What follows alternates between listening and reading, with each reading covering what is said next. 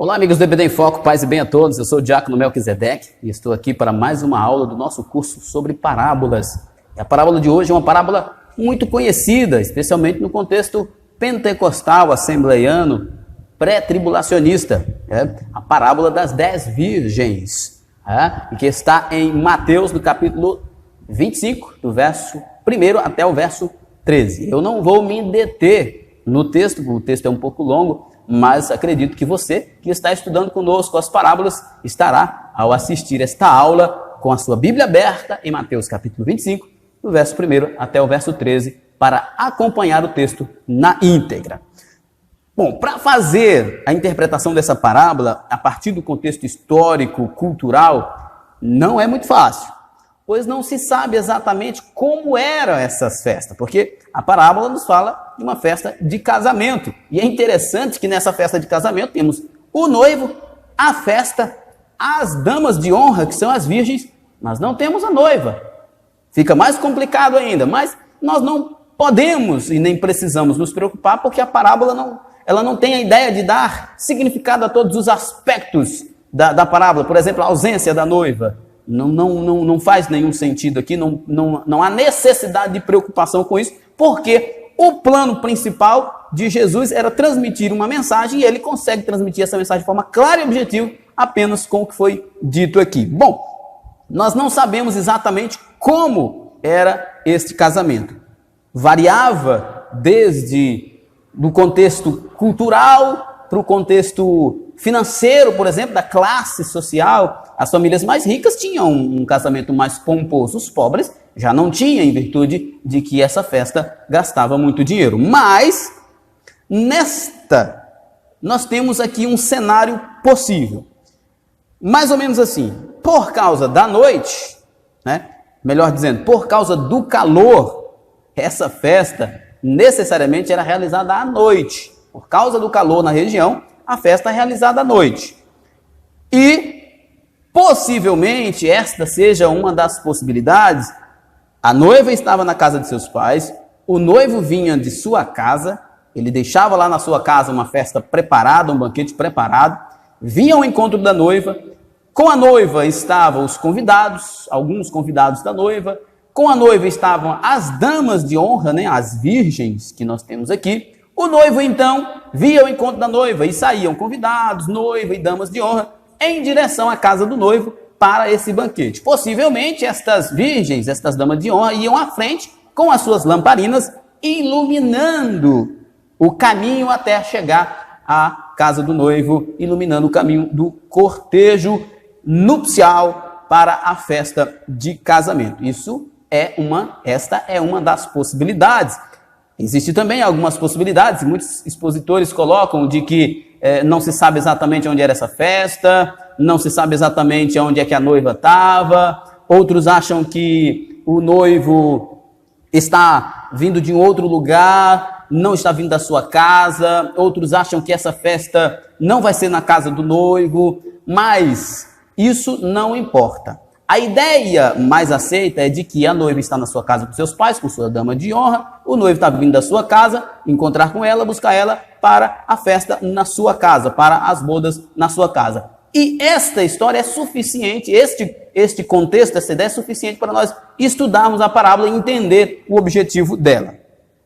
Olha, era costume, segundo alguns expositores, era costume o noivo atrasar, mas não tanto. Nesse caso, ele atrasou bastante. Para as virgens prudentes, para as damas prudentes, isso foi algo em que não deixou elas preocupadas, ou melhor, não pegou elas de surpresas, porque elas provavelmente pensou, ele pode atrasar, talvez até mais do que o normal, ou pode ser que ele chegue no horário. Nós não sabemos a hora em exato que ele virá. Em virtude disso, vamos estar preparados. E com isso, elas se programaram, trazendo azeite de reserva para suas lamparinas. As virgens loucas, imprudentes, tentaram adivinhar o horário em que o noivo ia chegar. Mas o noivo tem o seu próprio tempo. E diante disso, pegou elas desapercebidas.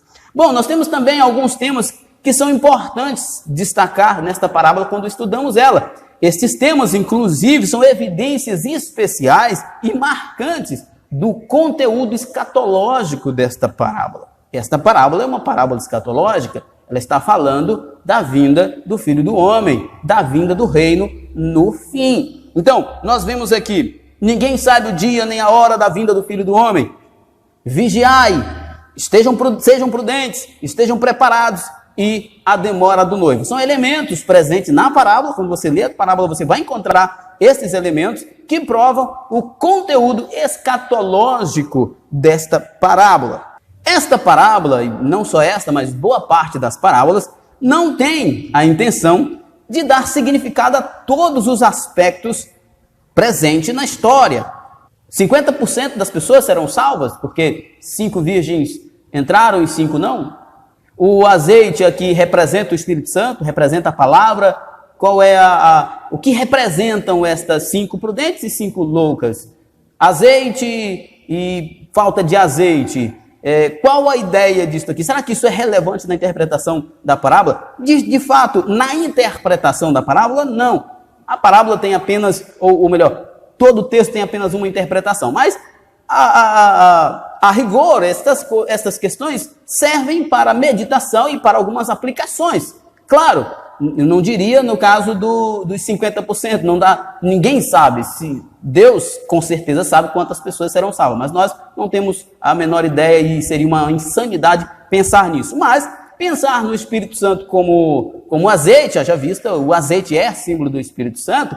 Nesse contexto aqui talvez não seja essa a ideia, mas para uma questão de aplicação pode sim, ou o Espírito Santo, ou a própria palavra, talvez o azeite possa representar isso, a necessidade de termos o Espírito Santo, de termos a palavra em nossa vida, e isso nos torna preparados para a vinda de Cristo, absolutamente isso é verdade.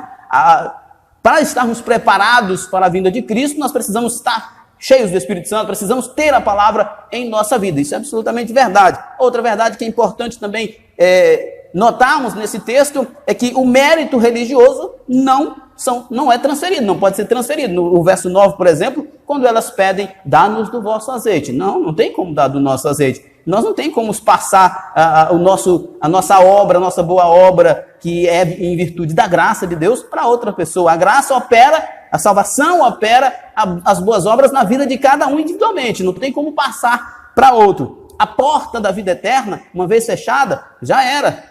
Inclusive, lá em Hebreus, diz que o homem está destinado a morrer apenas uma vez, depois disso virá o juízo. Não tem esperança para depois da morte, a não ser para aqueles que morreram em Cristo. E o fim chegará. Tudo tem um começo e tudo tem um fim. Quem não tem fim? Deus, porque também não tem começo. São verdades importantes dentro dessa parábola, inclusive esta última. O fim virá. Nós precisamos estar preparados para ele. E para finalizar, eu tenho uma palavra que eu acho muito importante, que ela é marcante nessa parábola, que é o então, do início da parábola. Então o reino do céu será semelhante a. Quando é que o reino do céu será semelhante às 10 virgens? Quando ele vier no fim dos tempos. Olha, nós temos o reino dos céus agora, que veio com João Batista, abrindo o caminho. Jesus, o reino do céu está em nós, mas ele virá com a segunda vinda de Cristo. Ele virá no fim. E será como 10 virgens que esperam o noivo.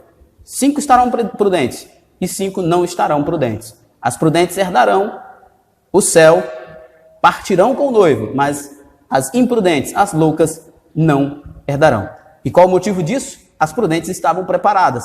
Elas eram vigilantes, elas se preocuparam com isso. Elas não tentaram adivinhar a chegada do noivo, mas se preocuparam em estar preparadas.